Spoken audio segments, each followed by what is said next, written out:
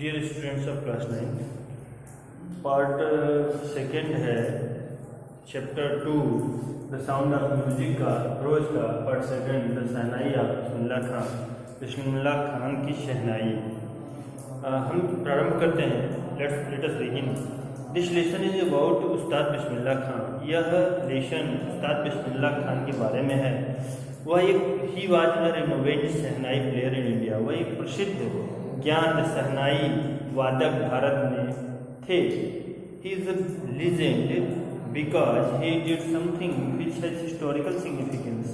वह एक लीजेंड है, वह एक हिस्टोरिकल पर्सन है क्योंकि ऐतिहासिक व्यक्ति हैं, फेमस पर्सन हैं क्योंकि उन्होंने कुछ भारतीय इतिहास में महत्वपूर्ण रोल अदा किया है।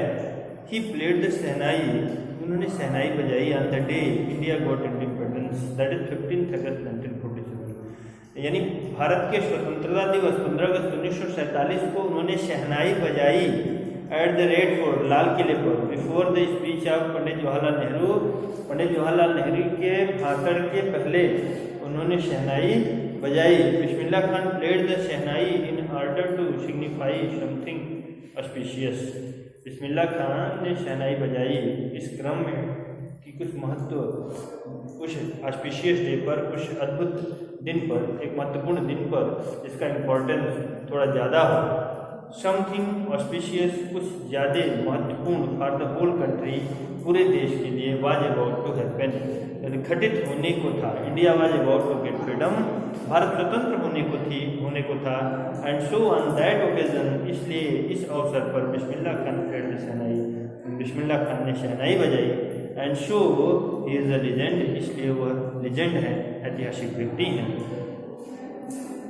इसका point first Emperor Aurangzeb banned the playing of a musical instrument called pungi in the royal residence, for it had a shrill, unpleasant sound.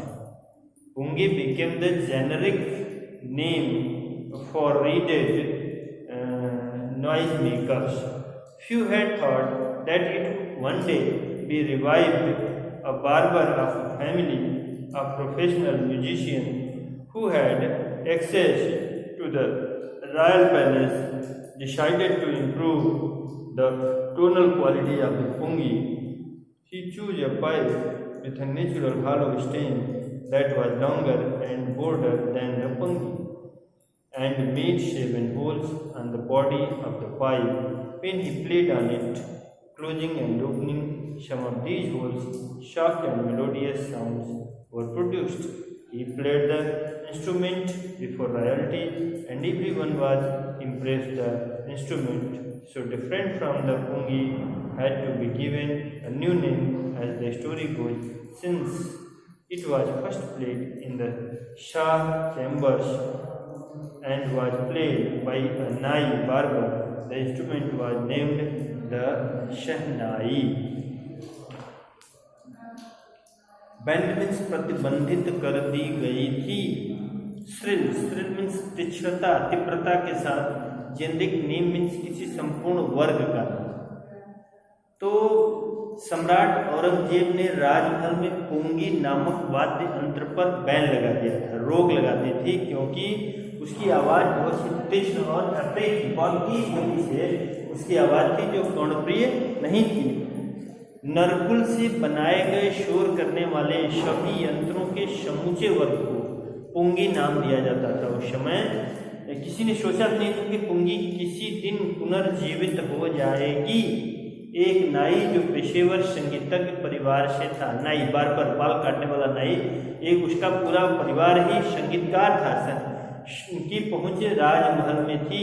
उसने पुंगी के स्वर संबंधी गुण में सुधार लाने का निश्चय किया। यानी उसने उस टोन में, उसकी आवाज़ में, उसकी मधुरता में ही सुधार लाने का डिसीजन ले लिया। उसने एक नली का चयन किया जिसका प्राकृतिक खोखला तना था, जो पुंगी से अधिक लंबी थी और चौड़ी भी थी, और उसने उस पर 7 छेद बनाए। 7 छेद, उस बांस की तली में 7 छेद उसने बना दिया। जब उसे वह बजाता था तो उन छेदों में से कुछ को बंद और कुछ को खुला रखता था। उसमें कोमल और सुरीली ध्वनि उत्पन्न होती थी। उसने शाही परिवार के सदस्यों के सामने उस यंत्र को बजाया, और जैसे उस यंत्र को बजाया औरंगजेब और समस्त शाही परिवार बहुत ही प्रभावित हुए। वह यंत्र जो गुंगी से बहुत ही भिन्न था, उसको कोई नया नाम देना था। जैसे कहानी कही जाती है, क्योंकि उसको सबसे पहले बादशाह के यहाँ शाही कक्ष में बजाया गया था, और शाही कक्ष में बजाने वाला भी एक नाई था। वह नाई जो संगीतज्ञ था, उसका पूरा परिवार संगीतज्ञ था, और औरंगजेब के या राजा के पास उसकी पहुँच थी। उसी के नाम पर उस यंत्र का नाम शहनाई रखा गया।